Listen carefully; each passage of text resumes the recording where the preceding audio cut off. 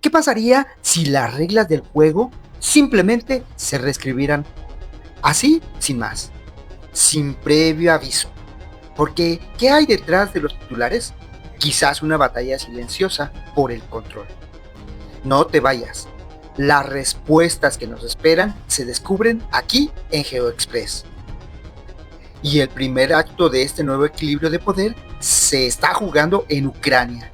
Y el punto de inflexión tiene un nombre clave, Oreshnik, un misil hipersónico ruso.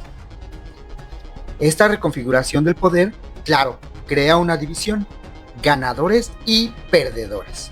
Y en este nuevo escenario, Europa y América Latina son las regiones que quedan más expuestas. Pero el conflicto real no es solo internaciones. Ojo, es interno, dentro de la élite. Y esta tensión oculta se hizo visible y brutalmente clara en Davos. Una de las facciones en pugna es la llamada financierista, la que domina los medios occidentales.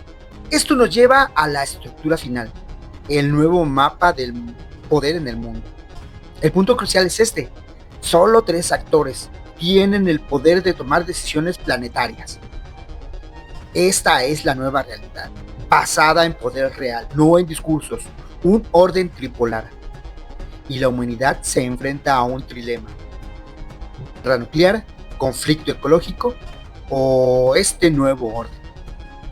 Navegar esta nueva era requiere un análisis que vaya más allá de lo evidente. Bienvenidos a GeoExpress. Es momento de comprender las nuevas reglas del juego. Este es un resumen del Dr. Alfredo Jalife en el canal de Negocios Televisión. De tratados comerciales a alianzas geopolíticas. Punto 1. Vamos a clavarnos en una perspectiva muy particular del conflicto en Ucrania. Una que lo presenta como el momento clave, el punto exacto en que cambió el equilibrio del poder militar a nivel mundial. Ok, a ver, vamos a entrar de lleno a esta idea. La cita que estamos viendo es básicamente el corazón del análisis que vamos a realizar. La idea de que para fines prácticos, el juego ya se acabó y el resultado está decidido. Y bueno, para entender cómo se llega a una conclusión tan contundente, vamos a revisar el argumento en 4 partes. Primero, esta afirmación de que el conflicto ya está decidido. Luego, veremos la evidencia tecnológica que supuestamente lo prueba. Y al final, las consecuencias que serían enormes, tanto en el campo de batalla como para los líderes involucrados. Bien, arranquemos con el corazón del argumento. Esta noción que militarmente hablando, la partida ya terminó y ahora solo estamos viendo cómo se asientan las piezas. Lo que se plantea aquí es que los estrategas de Occidente pues se equivocaron y feo, que cometieron un error de cálculo garrafal por no ver venir la velocidad y la fuerza de este cambio de poder. A ver, pero una afirmación así de fuerte necesita un respaldo, ¿no? ¿Cuál es la evidencia que se pone sobre la mesa? Vamos a ver cómo se va armando este rompecabezas. Pues fíjense que toda la tesis se sostiene sobre una sola cosa: una pieza de tecnología militar que, según este análisis, no solo inclinó la balanza, no, la rompió por completo. Y aquí está el meollo del asunto, porque una arma así lo cambia todo. La clave, como lo vemos aquí, es su capacidad para hacer las defensas que existen hoy simplemente ya no sirvan. Esto por sí solo pone de cabeza décadas de doctrina militar. Y miren, esta tabla lo resume perfectamente. Es el antes y el después. Pasamos de un mundo donde se daba por sentada la superioridad de Occidente a una nueva realidad donde un avance tecnológico te obliga sí o sí a sentarte a negociar sobre lo que ya pasó en el terreno. Ok, sigamos el hilo del argumento. Si aceptamos que este avance tecnológico es real, ¿qué pasa después? Bueno, lo primero es que la naturaleza misma del conflicto, dicen, cambia por completo. O sea, el debate ya no sería sobre quién va a ganar el conflicto, sino más bien sobre, ¿cómo repartimos el mapa ahora? y qué nuevas reglas de seguridad se van a poner. Y es aquí donde todo se vuelve muy concreto. La agenda supuestamente se reduce a 2 puntos que el análisis llama, fíjense, pragmáticos y brutales. 1. Definir qué se queda Rusia, y 2. qué garantías de seguridad le va a exigir a Estados Unidos. Así de directo. Esto además implica algo muy fuerte: la confianza en los compromisos de Occidente. Según este análisis, están por los suelos. Simplemente ya no se les ve como actores confiables, cuyas promesas valgan algo. Pero a ver, esto no se queda solo en lo militar. Una nueva realidad así en el terreno, pues claro, deja una onda expansiva en la política, que según este análisis pone a los liderazgos contra la pared. Se plantea que, con la situación militar marcando la pauta, la figura del líder ucraniano pierde peso, pierde relevancia. Se vuelve mucho más dependiente de alianzas que, como sabemos, pueden cambiar de un día para otro. Y esta vulnerabilidad, se nos dice, viene de varios frentes. Desde la desconfianza de figuras políticas claves en Estados Unidos hasta el fracaso de proyectos estratégicos muy ambiciosos, que bueno, simplemente no se dieron. Así que la conclusión es esta: la derrota estratégica en Ucrania no es el final de la historia. No, es apenas el comienzo. Es el evento que destapa las grietas del viejo orden mundial y deja claro quién está perdiendo fichas en el nuevo tablero. Y todo esto nos deja con una pregunta final, una bastante provocadora, que se desprende de toda esta línea de pensamiento. Si un solo avance tecnológico puede, por sí mismo, decidir un conflicto, ¿qué nos dice eso sobre el futuro de la diplomacia y de las estrategias de disuasión? Ahí queda la pregunta. Demografía, energía y el declive del motor europeo.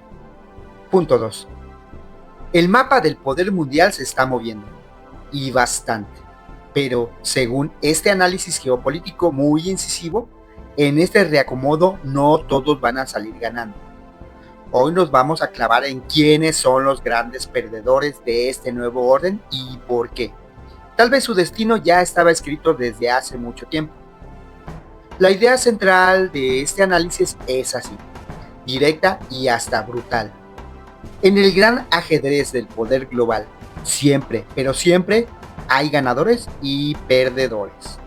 Y en este nuevo orden mundial tripolar que están haciendo, ya hay 2 regiones que, aguas, se perfilan como las principales víctimas.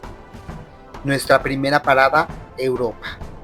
Y aquí, según este análisis, no estamos hablando solo de una víctima de las circunstancias, no. Lo que se describe es un caso de ceguera, de un auténtico fracaso estratégico. Y la raíz del problema, según se dicen, está en esa frase, que es de verdad tremenda. Lo leyeron, pero no lo creyeron. ¿Qué significa esto? Pues que se acusa a las élites europeas de haber tenido en sus manos documentos de Estados Unidos que advertían con todas sus letras que Washington se iba a distanciar de ellos. O sea, lo vieron venir, pero no se la creyeron. Y ojo, que esta ceguera estratégica no es algo teórico. Se ve y se siente síntomas políticos muy pero muy reales por todo el continente. Estamos viendo una fragmentación política como nunca antes. Por ejemplo, la popularidad de Macron en Francia está por los suelos. Hay una inestabilidad creciente en Alemania, que es el motor de Europa, y vemos el regreso de figuras como Nigel Farage en Gran Bretaña. Es de plano un continente que parece ir a la deriva. En este contexto, los grandes movimientos de política exterior que hace la Unión Europea no se interpretan como jugadas de ajedrez bien pensadas. Para nada. El análisis dice que son más bien manotazos de ahogado. O sea, actos desesperados de un poder que ya perdió la iniciativa y que ahora solo reacciona en lugar de proponer. Y si quieren un ejemplo clarísimo de esto, fíjense nada más. De repente se reactivan acuerdos comerciales que llevaban décadas. décadas en el olvido. Uno con la India, que llevaba 20 años parado, y otro con Mercosur, casi 30 años. Según el análisis, sacar estos tratados ahora del cajón no es una señal de fortaleza, sino la prueba de que se quedaron sin un plan propio y andan buscando qué hacer. Bueno, si el problema de Europa fue la ceguera, el de la segunda gran perdedora en esta historia, Latinoamérica, es otra cosa. Es la subyugación. El análisis sostiene que la región se está enfrentando a una versión mucho más agresiva de la doctrina Monroe de su vecino del norte, Estados Unidos. El concepto clave para entender esta nueva presión es lo que el análisis llama el corolario Trump a la doctrina Monroe. A ver, la doctrina original era para mantener a otras potencias fuera del continente. Pues esta nueva versión, revitalizada y más agresiva, ya no es solo una declaración. Es un mapa de operaciones para reafirmar activamente el dominio de Estados Unidos en lo que considera su patio trasero. Y justo en el ojo del huracán de esta doctrina está, pues, México, señalado como un punto de vulnerabilidad extrema. Se argumenta que sus élites civiles padecen una especie de ignorancia geopolítica histórica, como que nunca han terminado de entender la verdadera magnitud de las presiones que se les vienen encima. Y esta amenaza no es una idea vaga.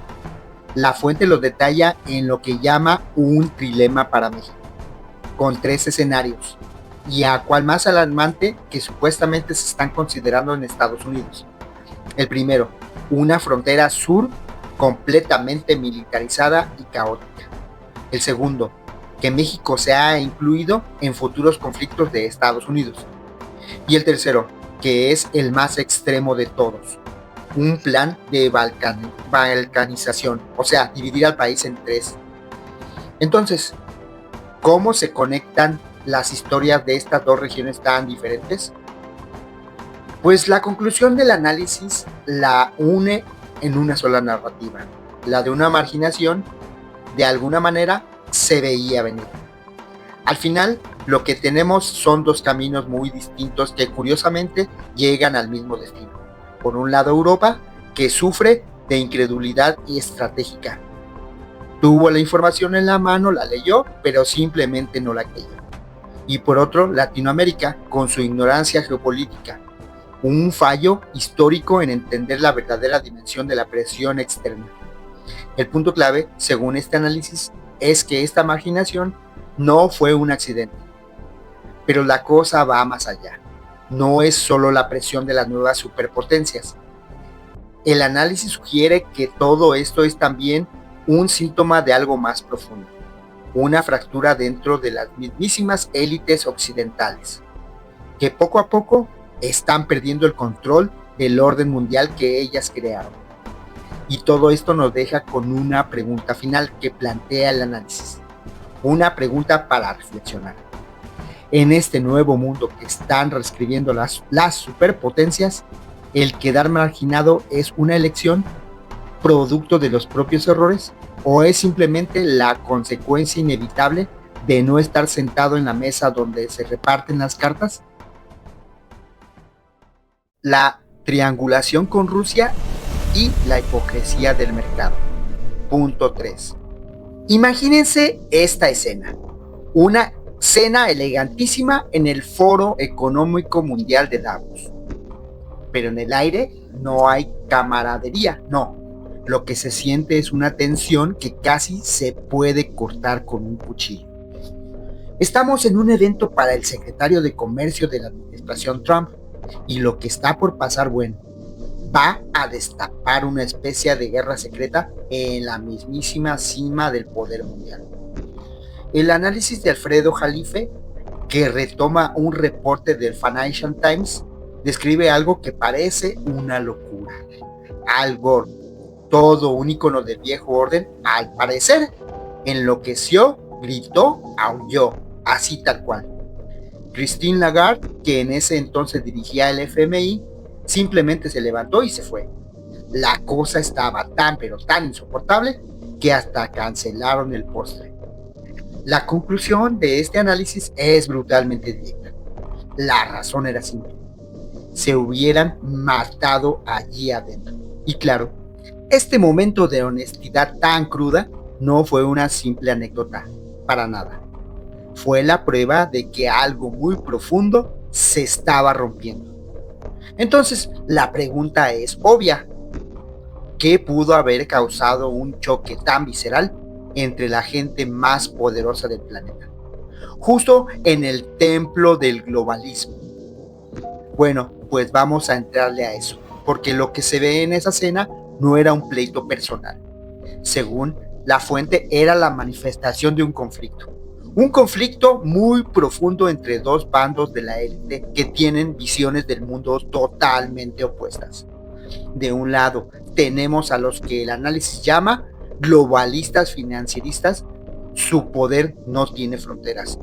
Se basa en controlar el dinero que se mueve por todo el mundo, en la especulación, en fin, en algo que va más allá de los países.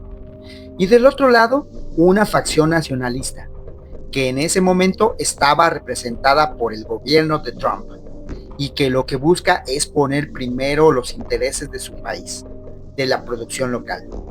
Son pues dos proyectos que no pueden coexistir y que están peleando por el futuro. Y para entender bien cómo va este conflicto, el análisis le pone nombre y apellido a los líderes de la facción financierista. Los llama de una forma muy simbólica los 4 jinetes de la globalización financierista. ¿Y quiénes son estos jinetes? Bueno, el análisis señala a la familia Rothschild como el poder de las dinastías, a Larry Fink de BlackRock, que maneja más activos que nadie en el mundo, a Michael Bloomberg, el gigante de los medios, y a George Soros, el famoso especulador. Juntos digamos que son la punta de la lanza de ese poder financiero y mediático que no depende de ningún país. Ahora vamos a lo interesante, cómo se pelea este conflicto. Porque no es con tanque ni con ejércitos, o al menos no de la forma tradicional. La batalla principal se da en otro campo, uno muy sutil pero increíblemente poderoso. Es la guerra por la narrativa. Y aquí está el punto clave, de verdad. El ama principal de la facción financierista y al mismo tiempo la mayor debilidad del bando nacionalista es su control casi total sobre los grandes medios de comunicación en Occidente. Y claro, con ese control pueden moldear lo que la gente percibe y básicamente definir qué es la realidad. Y esto lo ilustra a la perfección. Regresemos a la cena en Davos. Ocurrió un pleito real, explosivo, pero ¿qué leímos al día siguiente? Nada. Silencio. El evento fue prácticamente ignorado, borrado del mapa mediático. En su lugar, la narrativa oficial nos contó del gran éxito del foro. O sea, se fabricó una realidad completamente diferente. Quizás todo esto suena muy lejano, ¿no?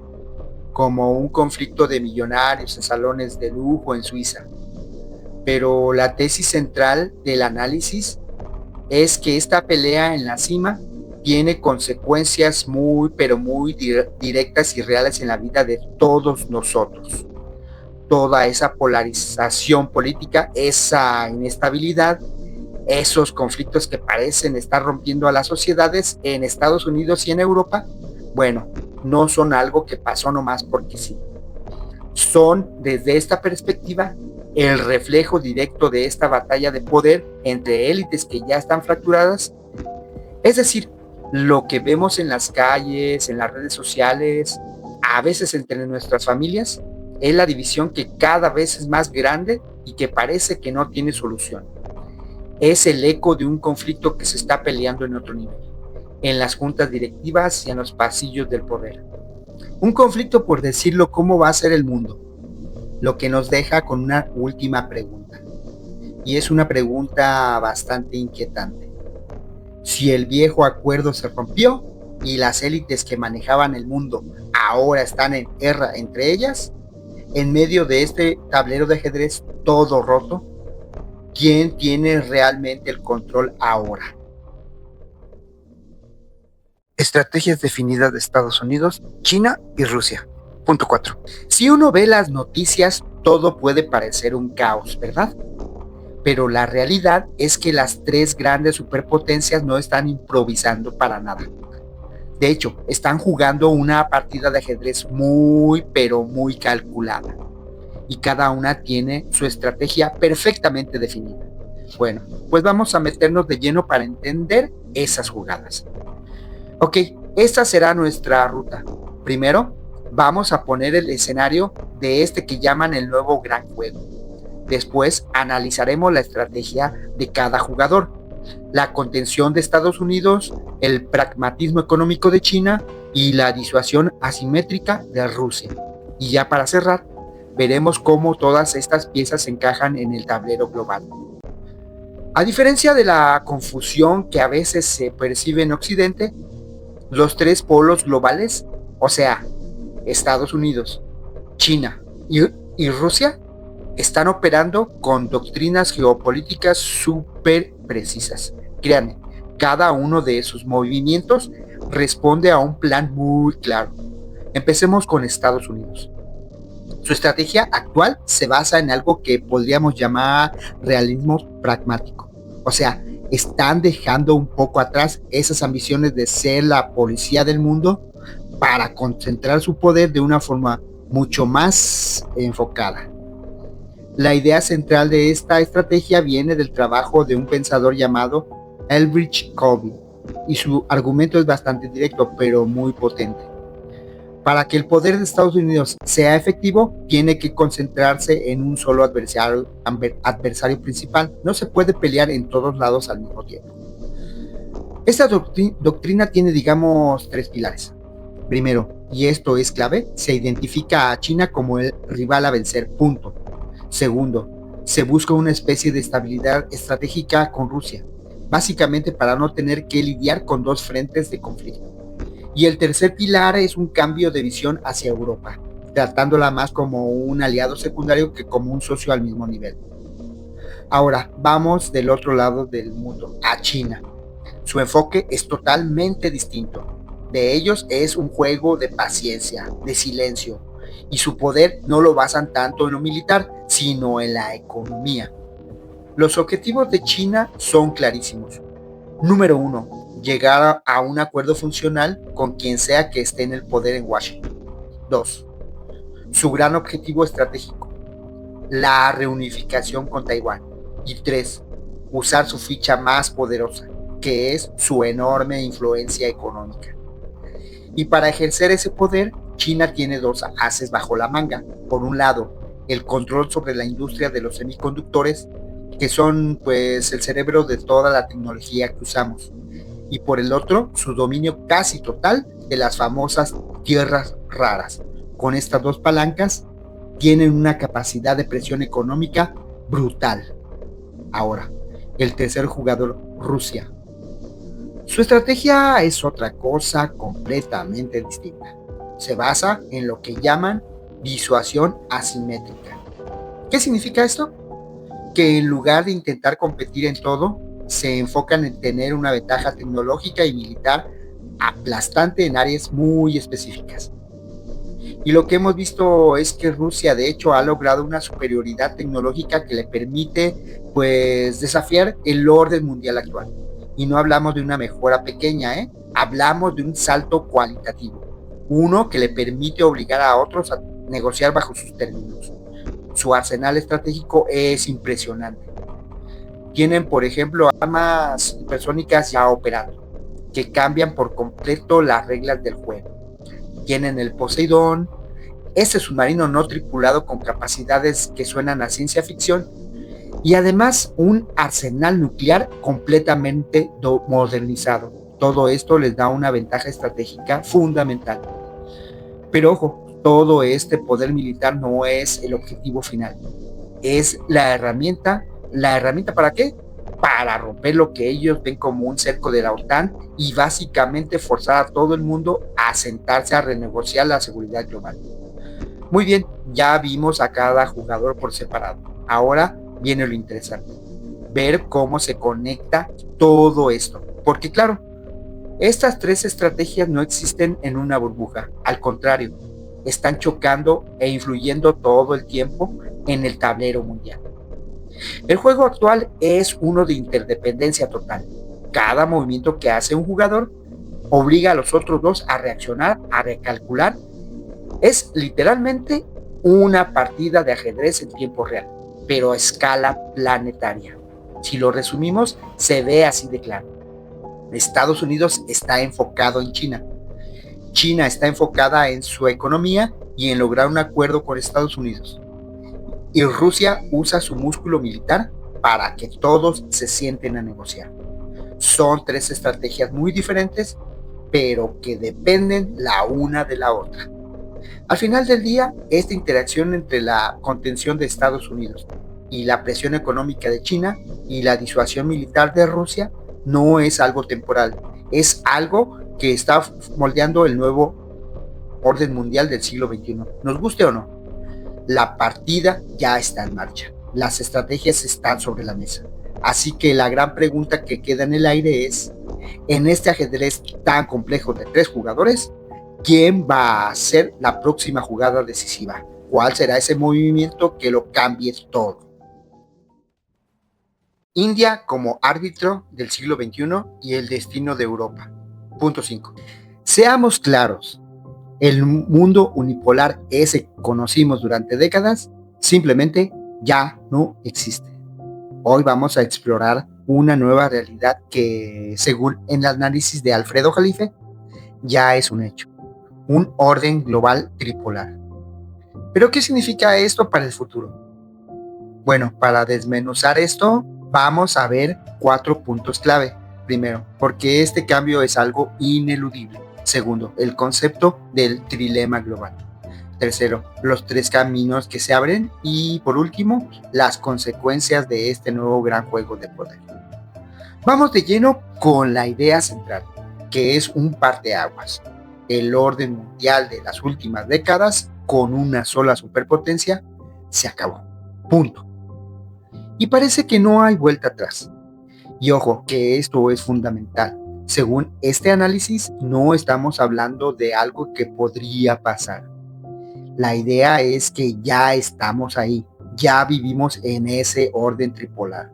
El equilibrio de poder real, militar, económico, tecnológico, entre Estados Unidos, China y Rusia, ya reconfiguró por completo el tablero global.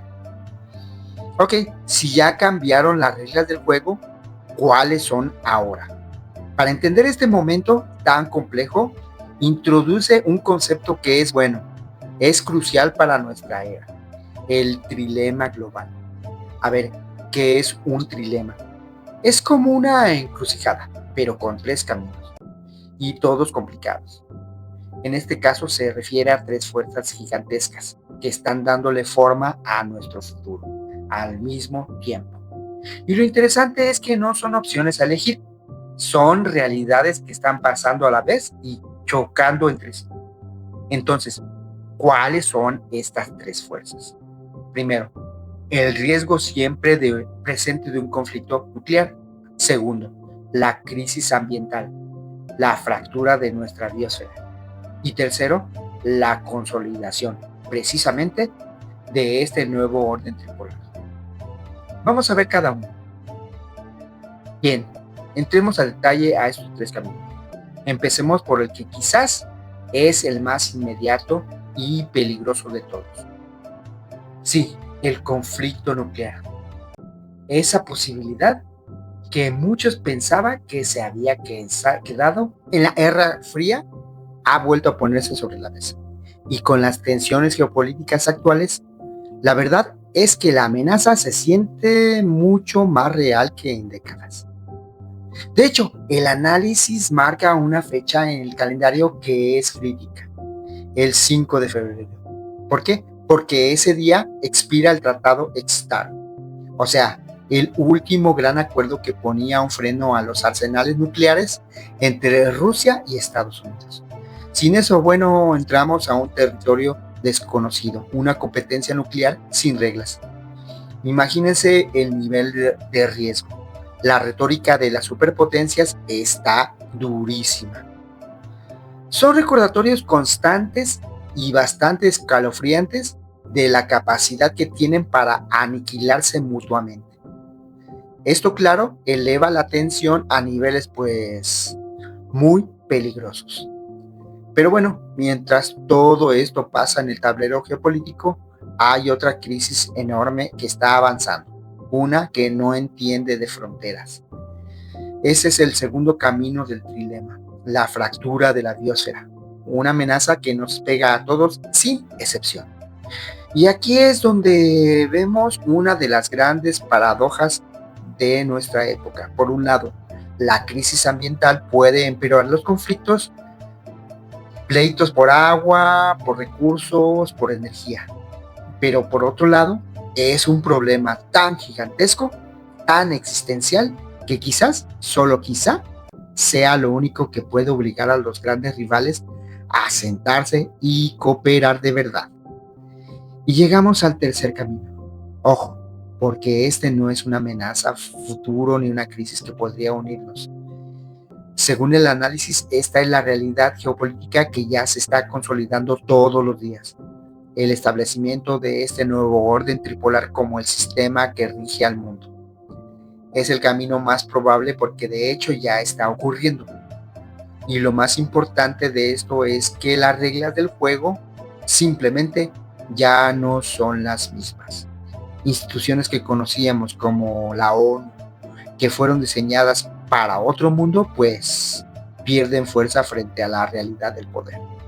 Ahora, lo que de verdad cuenta son las negociaciones directas, los acuerdos entre Washington, Beijing y Moscú. Es un regreso en toda regla a la diplomacia de las grandes potencias. Entonces, si juntamos todas las piezas, ¿qué significa esto en la práctica? Significa que el tablero de ajedrez global, bueno, básicamente se reinició. La conclusión es contundente. Hemos vuelto al gran juego, a una era de competencia directa, cruda, entre un puñado de potencias que dominan el escenario, un estilo de política que se parece mucho más al siglo XIX que a lo que vimos a finales del XX. Y todo esto nos deja con una pregunta flotando en el aire. Una pregunta que es crucial en este nuevo juego de tres. ¿Cuál de los caminos del trilema va a dominar? ¿Será la cooperación forzada por las crisis o la competencia arriesgada? ¿O encontraremos una nueva forma de equilibrio? Aunque sea inestable, el futuro del planeta, sin duda, se está decidiendo en los próximos movimientos. Gracias por acompañarnos en este video. Si te gustó, dale like, pon tus comentarios y suscríbete. Hasta el próximo video.